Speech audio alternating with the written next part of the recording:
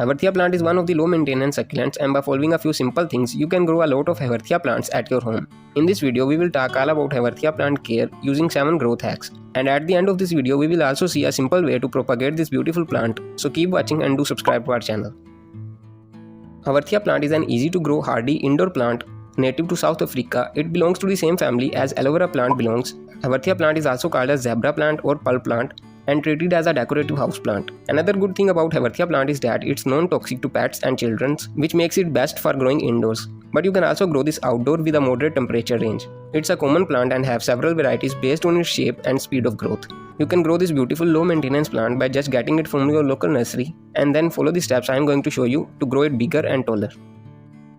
The first and most important growth hack in Haworthia plant care guide is about its season of growth. There is a time of the year when the temperature is very ideal for the growth of a plant, and here the plant grows at its maximum speed. For the Haworthia plant, its season of growth starts in the early springs and continue until ending summers. In this period of the year, Haworthia plant grows bigger, produces new leaves and such type of baby pups. If you live in a temperate region with high levels of temperature, the growth may slow down for a while, but as soon as the temperature comes to normal, it will grow again.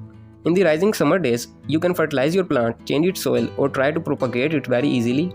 While in winters, you shouldn't do these things, otherwise the plant can die. In winters, Haworthia plant is on a sleeping mode, but when temperature is below 10 degrees Celsius, you should move this plant indoors to protect it from severe temperature decrease.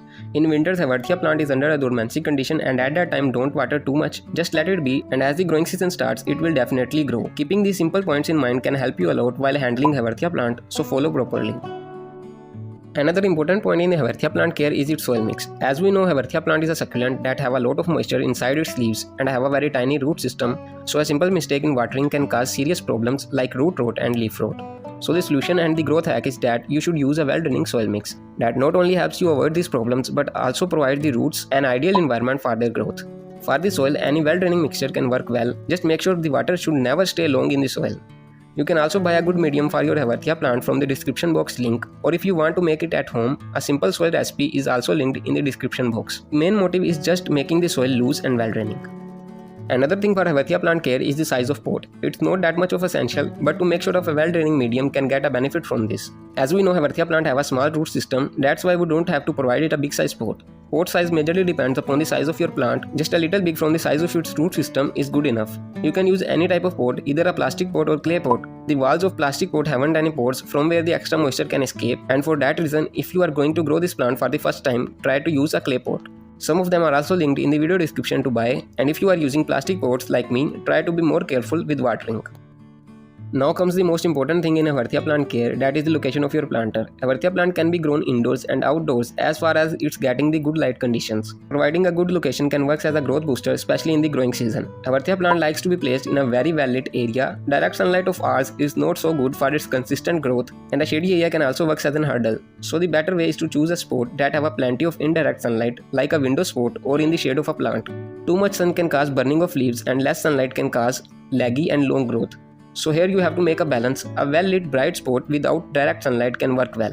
In winter sun, it's okay to place the plant in full sun, but summer sun is harmful, so be careful. Another important thing is the fertilization of Haworthia plant. It's a moderate feeder that can grow very well in a less fertile soil mix, but a good fertilizer on regular basis can work as a real growth booster. You can simply use a small dose of this fertilizer once or twice a month. There are a few simple ingredients that you can use to make this fertilizer at home. Detailed video on that is linked in the description box. Must check it out and fertilize regularly. A balanced fertilizer with all essential nutrients can promote more pups and a healthier Haworthia plant. Otherwise, yellow and pale leaves, stunted growth, patchy leaves, etc. can appear, so must use this fertilizer. Proper watering of Haworthia plant is also an important thing. If your soil mix is good enough, then it can bear overwatering, but only up to a level. You also need to pay some attention on proper watering of Haworthia plant. It's very simple. First, make sure your soil is well draining, then make sure it's a little dry before watering. Then add a small amount of moisture and never spray water over the plant, because it can trigger rotting of leaves. Your soil mix may not dry until a whole week or a whole month. Just remember, don't water until the soil is dry.